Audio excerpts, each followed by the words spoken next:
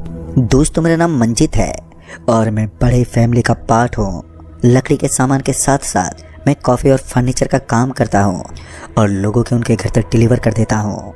तो हुआ कुछ ऐसा था कि उन दिनों मुझे एक वोटर मिलने वाला था और वो ऑर्डर इतना ज़्यादा बड़ा था कि मैं उस ऑर्डर को लेने के लिए काफ़ी ज़्यादा उत्साहित हुआ बैठा था। लेकिन मुझे क्या पता था कि इस ऑर्डर को लेते लेते मेरे रातों की नींद हराम हो जाएगी। खैर, ये जानते इस ऑर्डर के पीछे ऐसा क्या था जिसने मुझे एक दौर के लिए भयभीत कर दिया था। हुआ कुछ ऐसा था कि हमारे तहसील परिसरपुर के अंदर हमें एक नया काम मिला था। उस काम के दौरान हमें एक रेस्टोरेंट का फर्नीचर तैयार करना था और उसके लिए हमें पहले लकड़ियां दी गई थी। रेस्टोरेंट भी अभी नया नया खुलने वाला था, तो एक तो हमारी जानकारी भी बढ़ने वाली थी, उसके साथ ही साथ वो काम इतना ज़्यादा बड़ा था कि 1 महीने तक हमें किसी दूसरे काम की ज़रूरत ही नहीं थी। इसीलिए हम उस काम को अपने ऊपर लेने के लिए काफ़ी ज़्यादा उत्साहित हो गए थे। और उसके बाद ऐसा ही हुआ, कुछ दिन के अंदर ही वो सारा काम मुझे सौंप दिया गया। मेरे अलावा मेरी दुकान में काफ़ी और लोग भी काम करते थे। उस दिन हमें सामान लाने के लिए रोहिडे के पेड़ को लाना था, यानी कि रोहिडा का पेड़ जो खेत से उखाड़ कर घर लाना था, क्योंकि उस पेड़ की लकड़ी इतनी ज़्यादा शानदार होती है कि काफ़ी दिनों तक टिकी रहती है और कहीं गलती भी नहीं। साथ ही उसके अंदर छेद भी बहुत कम होते हैं। इसलिए हमने उस रेस्टोरेंट के मालिक को पहले ही बता दिया था कि हमें किसी भी हालत में एक रोहिडा के पेड़ की लकड़ी का इंतज़ाम करना होगा। रेस्टोरेंट के मालिक ने हमें एक खेत बता दिया, हमें वहीं से उसी के मजदूर लेकर पूरे पेड़ को उखाड़ कर लाना था। उसके बाद हम निकल पड़े अपनी गाड़ी लेकर। लेकिन हमें क्या पता था कि जब तक हम वापस लौटेंगे तब तक हम कुछ और चीज़ें भी देख लेंगे। फिर हम सभी उस खेत के लिए निकल पड़े और वो खेत गांव से भी 7 किलोमीटर आगे सटा हुआ था। उसके साथ ही साथ उस खेत के बगल में एक पुराना कब्रिस्तान भी बना हुआ था और वो कब्रिस्तान देखने में थोड़ा भयभीत कर देता, पर हमने ज़्यादा ध्यान नहीं दिया और हम उस खेत में पहुंच गए। फिर हम उस खेत में पहुंचे तो हमने देखा कि पहले से उस खेत का धनी वहां पर मौजूद है और वो हमें उन रोहिडों की तरफ अपने हाथ से इशारा करके बता रहा है कि कहां से हमें पेड़ उखाड़ने हैं। लेकिन उस खेत में पहुंचने के बाद तो हमारे होश ही उड़ गए। दरअसल हमें पता चला कि हमें सिर्फ एक पेड़ को नहीं उखाड़ना है, बल्कि वहां पर मौजूद तकरीबन 13 से 14 पेड़ को उखाड़ना होगा। फिर मैंने उस रेस्टोरेंट के मालिक को फ़ोन किया तो उसने बताया कि ऊपर के केबिन का भी काम स्टार्ट हो चुका है, तो उसका सारा काम भी आपको ही दिया जाएगा। मुझे तो समझ ही नहीं आ रहा था कि इस वक्त मुझे खुश होना चाहिए या फिर टेंशन लेनी चाहिए, क्योंकि इतना सारा काम हमारे सर चढ़ चुका था। क्योंकि अब हमें काफ़ी दिनों तक काम के लिए भटकना नहीं पड़ेगा। फिर क्या था, हमने एक एक करके सारे पेड़ों को काटना शुरू कर दिया और साथ ही हमने ये भी सोच लिया था कि आज की रात हम यहीं पर रुक जाएंगे, वो भी इसी खेत में। उसके बाद शुरू हुआ हमारा काम। हमने उस खेत के करीब करीब काफ़ी सारे पेड़ों को काट दिया था। लगभग शाम तक इसी तरह लगे रहे थे। जब हमको चाय की इच्छा होने लगी तब हमने उस खेत के मालिक को चाय के बारे में कहा, तो उसने बताया कि उसका घर यहाँ से करीब 9 किलोमीटर दूर है और वहाँ से चाय लाते लाते चाय तो ठंडी हो जाएगी। लेकिन अगर आज की रात में यहीं पर रुकना था तो हमें अपने खाने की सुविधा भी हमें ही करनी थी। अगर यहाँ से उनका गांव 9 किलोमीटर दूर था तो खाने की सुविधा कैसे होगी। फिर उसके बाद मैंने अपने एक सहकर्मी को खाना लाने के लिए उनके गांव भेज दिया, क्योंकि उनके गांव में बड़ी बड़ी होटल और ढाबा भी थे, तो वहाँ से खाना पैक करवा कर वो आसानी से ला सकता था। उसके तुरंत बाद मैंने अपने एक सहकर्मी को उस गांव के अंदर भेज दिया। लेकिन उस मालिक ने बताया था कि हमें थोड़ा ध्यान से खाना पीना करना होगा, क्योंकि इस खेत के आजू बाजू में जो हम लोगों को जोहड़ नज़र आ रहा था, उस जोहड़ के अंदर कुछ ऐसी परलौकिक चीज़ें रहती हैं जिन पर विश्वास करना काबिल नहीं होता। लेकिन वो चीज़ें कहने मात्र से ही बहुत ज़्यादा खौफनाक लगने लगती है। उस वक्त तो मैंने उसकी बात पर ज़्यादा ध्यान नहीं दिया था।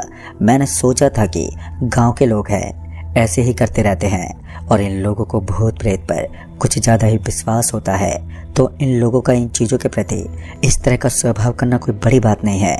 मैंने उस बात को नज़रअंदाज कर दिया और फिर हम फिर से काम में जुट गए। हमारे लिए एक अच्छी बात यह थी कि आज की रात में चाँद अपनी पूरी गरिमा के साथ आसमान में था, तो हम चाँद की हल्की हल्की रोशनी में सब कुछ देख सकते थे। चांद की उस रोशनी से हमें किसी छोटे लाइट की तरह सब कुछ नजर आ रहा था और उस रोशनी के अंदर हम सारी चीज़ों को आसानी से संभाल पा रहे थे। उसके बाद हमारा सहकर्मी वहां पर पहुंचा और उसके हाथ में एक थैली थी जिसके अंदर शायद खाना था। हम सभी को बहुत जोर की भूख लगी थी। पूरे दिन में हमने पानी के अलावा कोई और चीज़ ग्रहण नहीं की थी, इसलिए हम सभी लोगों को भूख लगना कोई बड़ी बात नहीं थी। फिर हम सभी खाने पर टूट पड़े। किसी तरह उन लोगों में खाना बांटने के बाद जब मैंने अपने उस सहकर्मी की तरफ देखा जो अभी अभी यहाँ पर खाना लेकर पहुंचा था, तो उसका पूरा का पूरा चेहरा पसीने से भींगा हुआ था और उसके हाथ पैर बुरी तरह से कांप रहे थे। मुझे समझ में नहीं आ रहा था कि इस तरह का बर्ताव वो क्यों कर रहा है। उसके बाद मैंने उसका हाथ पकड़ते हुए कहा, अरे भाई क्या हुआ तुझे, ठीक तो है ना तू? तो उसने डर से कपकपाती जुबान में कहा, हाँ मालिक मैं ठीक हूँ। लेकिन उसके बोलने के तरीके से मैं इस बात का पता लगा पा रहा था कि वो ठीक नहीं है। उसके साथ कुछ ऐसा हुआ है जो कि बिल्कुल भी नॉर्मल नहीं था। फिर मैंने उससे हल्के से स्वर में कहा, देख तू चिंता मत कर, सच बता क्या हुआ तेरे साथ जो तू इतना डरा हुआ है। फिर उसने बताया कि जब वो बाइक लेकर उस सुनसान पड़े जोहड़ को पार कर रहा था तो उसकी बाइक का हैंडल अचानक ही घूम गया था और ऐसा लग रहा था कि अब वो अपने हाथों से कंट्रोल खो चुका है। उसका दिमाग पूरी तरीके से काम करना बंद कर चुका था। अपने नीचे काम करने वाले सहकर्मी की बात सुनकर मुझे भी थोड़ा डर लगा, लेकिन फिर मैंने सोचा कि ज़रूर इसने कुछ गलत सलत सोचा है, इसलिए इसके साथ ऐसा ही हुआ है। मैंने अपने सहकर्मी को कहा, देख चिंता मत करे यार, ये सब कहने की बात है, हो सकता है कि तुम्हारे साथ कोई भ्रम हुआ हो। कई बार ऐसा भी तो होता है कि हम जो सोचते हैं वही हमारे साथ होता है। इस बात पर मेरे सहकर्मी ने कहा, ठीक है मालिक, लेकिन पता नहीं क्यों मुझे बहुत ज़्यादा घबराहट हो रही है। उसके बाद मैंने उसे थोड़ी देर रेस्ट करने को कहा और मेरी बात मान गए।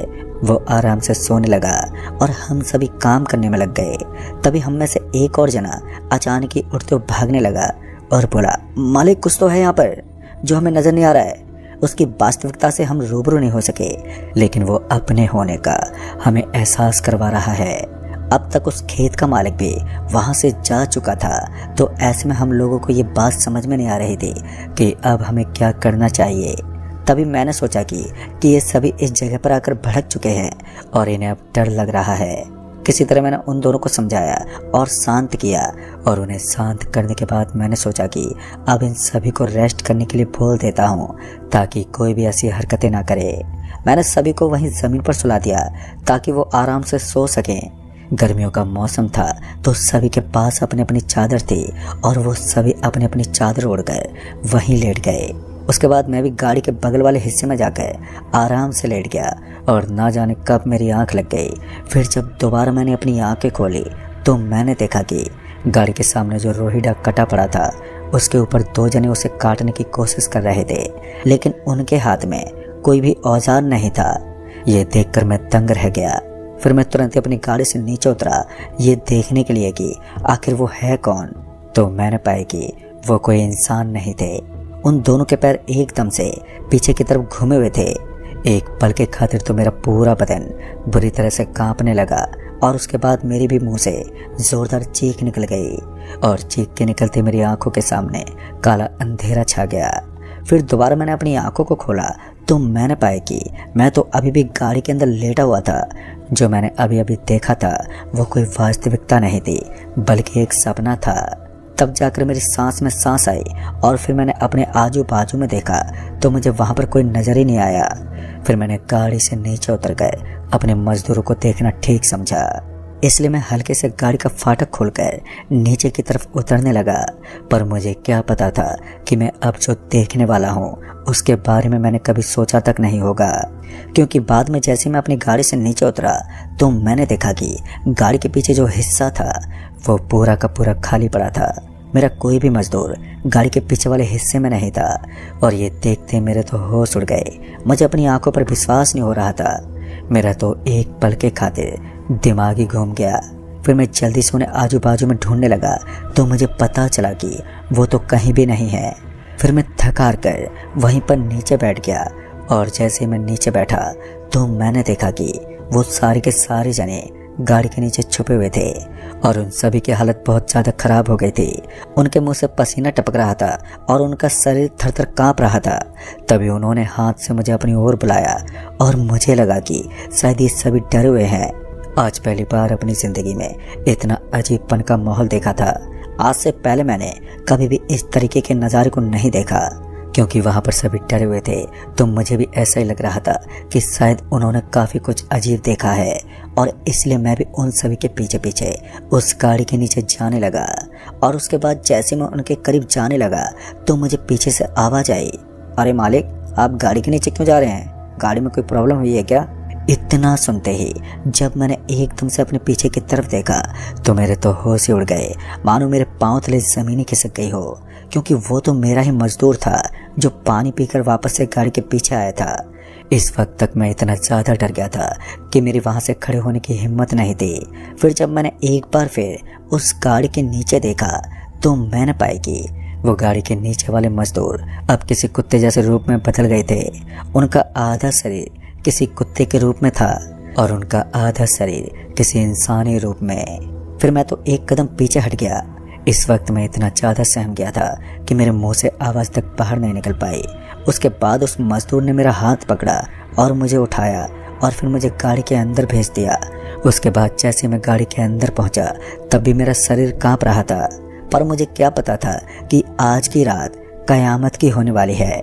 दहशत का मैंने सिर्फ एक छोटा सा नज़ारा देखा था, क्योंकि उसके बाद जैसे मैं डरते हुए गाड़ी के अंदर बैठा हुआ था तो मैंने देखा कि अब गाड़ी के नीचे से निकलकर वो काले काले शैतान अब गाड़ी के बाहर तक आ पहुंचे हैं और उन्होंने गाड़ी के शीशों को चारों तरफ अपने हाथों से मारना शुरू कर दिया था।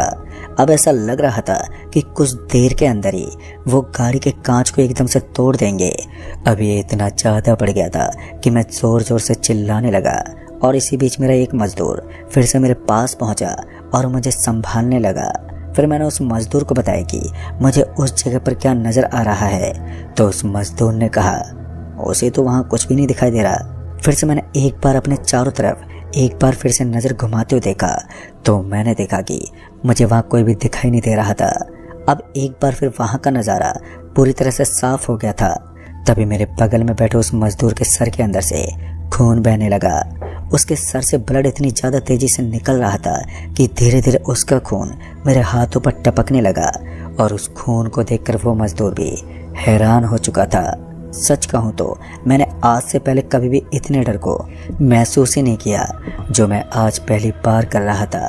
तभी वो मजदूर कांपती जुबान में बोला, यहाँ कुछ ठीक नहीं चल रहा है, हमें यहाँ से भागना चाहिए। उस मजदूर की बात मुझे ठीक लगी, क्योंकि भागने के अलावा हमारे पास कोई दूसरा ऑप्शन नहीं था। और उस वक्त मैंने गाड़ी का दरवाज़ा खोला और झट से गाड़ी से नीचे उतर गया। उस वक्त मैं इतनी तेज़ गति से भागा, लेकिन भागने से पहले मैंने आवाज़ लगा दी थी कि यहाँ कोई मत रुकना, सभी मजदूर मेरे पीछे पीछे आ जाओ। लेकिन उनके कानों में इतनी जल्दी मेरी बात कहाँ पड़ने वाली थी। वो सभी खर्राटे मारकर आराम से सो रहे थे। अभी मैं भाग ही रहा था, तभी मैंने देखा कि वो दरवाज़ा पूरी तरह से लॉक पड़ा है। उसके अंदर से बाहर निकलना तो अब नामुमकिन हो गया है। एक तो उस दरवाजे की हाइट काफ़ी ज़्यादा थी और ऊपर से चारों तरफ जाल लगा हुआ था, और उस लोहे की जाल की वजह से यहाँ से निकल पाना और भी ज़्यादा मुश्किल हो गया था। अभी मैं उस जाल को पकड़कर उसके ऊपर चढ़ने ही वाला था कि तभी पीछे से किसी ने मुझे पकड़ लिया और मुझे एकदम से पीछे की तरफ खींच लिया। मैं इतनी तेज़ी से नीचे की तरफ गिरा था कि मेरी रीढ़ की हड्डी में एक बहुत ज़ोरदार चोट आ गई और मैं दर्द से चीखने लगा। मेरे मुंह से आवाज़ कुछ इस कदर निकल रही थी कि मुझे बचाने वाला तो वहाँ पर कोई था ही नहीं और मुझे कोई भी नज़र ही नहीं आ रहा था। तभी मुझे ऐसा लगा कि कुछ लोग भागते हुए मेरे पास आ रहे हैं, और कुछ ही देर के बाद सच में कुछ लोग मेरे पास पहुँचे, जिन्होंने मेरे दोनों हाथों को पकड़ लिया और मेरे पैरों को भी एकदम से पकड़ लिया। मुझे लगा कि ये सभी मजदूर हैं और उसके बाद मुझे पकड़कर वो कहीं पर लेकर जा रहे थे। मुझे ठीक से तो याद नहीं है, लेकिन शायद ले जाते वक्त मैं किसी घास फूस से लगातार टकराता ही जा रहा था। फिर कुछ देर के बाद वो सभी मुझे लेकर एक जगह पर पहुंचे और मुझे वहां पर लिटा दिया गया। कमर के बल पर लेटाने की वजह से मेरे कमर में बहुत ज़्यादा दर्द हो रहा था। इतने में ही मुझे अपने साथ साथ किन्हीं और लोगों के दर्द से कराहने की आवाज़ आने लगी। जब मैंने पलटते अपने बाजू में देखा तो वो सारे मजदूर भी मेरे बगल में थे। जब मैंने उन मजदूरों को अपने बगल में पड़ा हुआ देखा तो मैं उनकी तरफ देखने लगा। मैंने देखा कि उनके भी शरीर पर काफ़ी ज़्यादा खरोंच आई थी और वो भी दर्द से तड़प रहे थे। मेरी रीढ़ की हड्डी में अब दर्द थोड़ा कम हो गया था, लेकिन पहले तो बहुत ज़्यादा था। ऐसा लग रहा था कि मेरी रीढ़ की हड्डी टूट गई है। जैसे तैसे मैं उठकर बैठ गया और उसके बाद मैं चैन की सांस लेते हुए अपने आजू बाजू में देखने लगा तो मैंने देखा कि हम किसी चार दीवार के अंदर थे, जिसके दीवारों के ऊपर लंबी लंबी जालियां बनी हुई थी। अभी मैं उठने की कोशिश ही कर रहा था कि तभी अचानक उस हॉल का दरवाज़ा एकदम से खुल गया और दरवाज़ा खुलते ही जब मैंने उस दरवाजे की तरफ देखा तो अपने पैरों में भारी जूते पहने एक लंबा चौड़ा आदमी उस हॉल के अंदर पहुंचा। और उस हॉल में पहुंचते ही मैंने उस आदमी की ओर गौर से देखा तो मैंने पाया कि उसकी आंखें बाहर निकली हुई थी और नीचे की तरफ लटक रही थी। इस नज़ारे को देखकर मेरा बदन और भी ज़्यादा कांप रहा था। फिर वो जल्दी जल्दी मेरे पास आने लगा और उसने अचानक ही मेरे पैर को पकड़ लिया।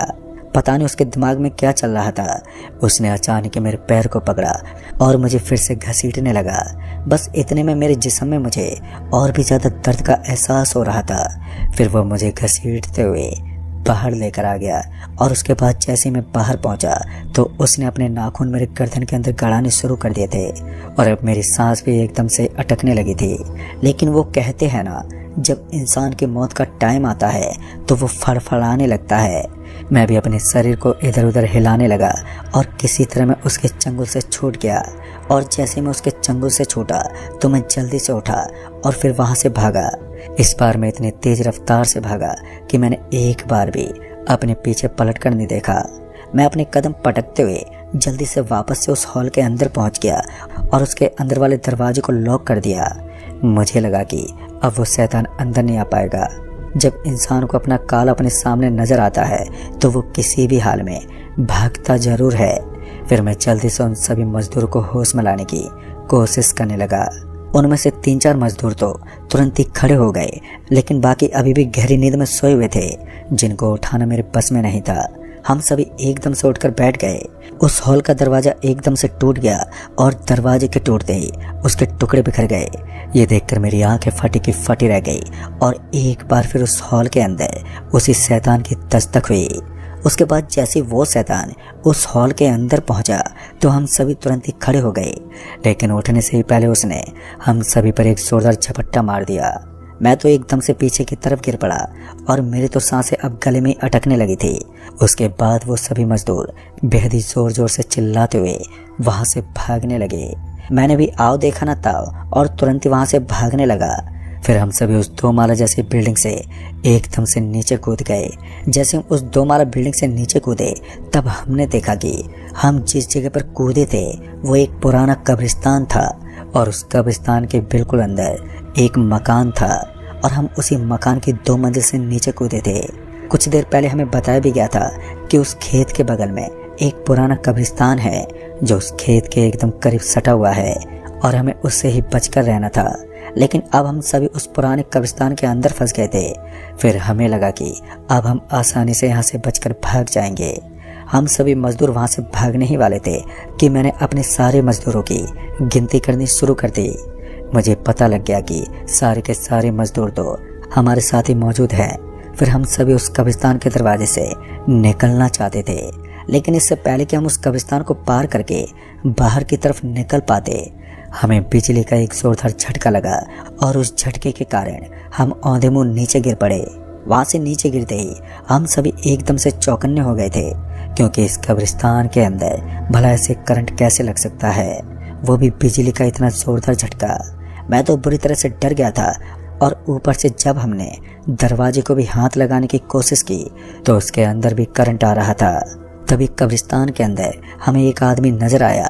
देखने में वो किसी चौकीदार की तरह लग रहा था। फिर वो मेरे पास आकर बोला, देखो इस कब्रिस्तान से बाहर निकलना इतना आसान नहीं है। उसके कहने का अंदाज मुझे थोड़ा अजीब लग रहा था। फिर जब मेरी नज़र उसके पैरों की तरफ पड़ी तो एक बार फिर मेरे तो रोंगटे खड़े हो गए। दरअसल वो भी एक मरा हुआ शख्स था। उसके बाद जब मैंने उसके चेहरे को ठीक से देखा तो मुझे महसूस हुआ कि वो तो कोई भूत है। फिर मैं डर के मारे उस भूत से एकदम से पीछे की तरफ खिसक पड़ा और मेरे पीछे खिसकते ही उस भूत ने कहा, चिंता करने की कोई ज़रूरत नहीं है। मैं तुम्हें कोई नुकसान नहीं पहुंचाना चाहता। अगर अपनी जान बचानी है तो सही समय का वेट करो। मैंने हैरानी भरा जवाब देते हुए कहा, लेकिन कौन सा सही समय? तब उस आदमी ने बताया कि रात के 1:22 पर यह दरवाज़ा अपने आप ही खुल जाता है। ये एक ऐसा समय है जब आप बाहर निकल जाते हैं। जब मैंने घड़ी की तरफ देखा तो मैंने पाया कि अभी सिर्फ 5 मिनट बचे थे, यानी कि हम एकदम सही टाइम पर यहाँ पर पहुँच गए थे। अब सिर्फ 5 मिनट का इंतज़ार करना था और सच में 5 मिनट होते ही वो दरवाज़ा खुद पे खुद अपने आप ही खुलने लगा। हम जल्दी से भागे और उस भयानक कब्रिस्तान से बाहर निकल गए। कब्रिस्तान से बाहर निकलते ही मेरी सांस में सांस आई और फिर मैं उन सभी को लेकर उस खेत के बगल वाली सुनसान ज़मीन पर पहुंच गया और फिर पूरी रात हमने डरते हुए वहीं पर बिताई। फिर सुबह होने के बाद ही मैंने इतने बड़े ऑर्डर को कैंसिल कर दिया और एक दिन की मजदूरी लेकर हम वहां से निकल पड़े, क्योंकि जिस काम में बात जान पर आ जाए तो उस काम को हमें छोड़ देना ही चाहिए। मैंने न केवल उस ऑर्डर को कैंसिल किया बल्कि उस दिन के बाद लोगों के घर घर जाकर उनकी लकड़ियों को लाना ही बंद करवा दिया, क्योंकि अब इस चीज़ के प्रति मेरे अंदर डर बैठ गया था कि कहीं मेरे साथ इस तरह का हादसा दोबारा ना हो जाए। इसलिए इन चीज़ों से अब मुझे डर लगने लगा था। तो दोस्तों, इस कहानी में बस इतना ही। कहानी आपको पसंद आई हो तो वीडियो को लाइक शेयर ज़रूर कर दें और साथ ही हमें नीचे कमेंट बॉक्स में ज़रूर बताएं। तो मैं आपका दोस्त राजकुमार जल्द ही मिलूँगा ऐसी एक और नई कहानी के साथ। तब तक के लिए बाय एंड टेक केयर।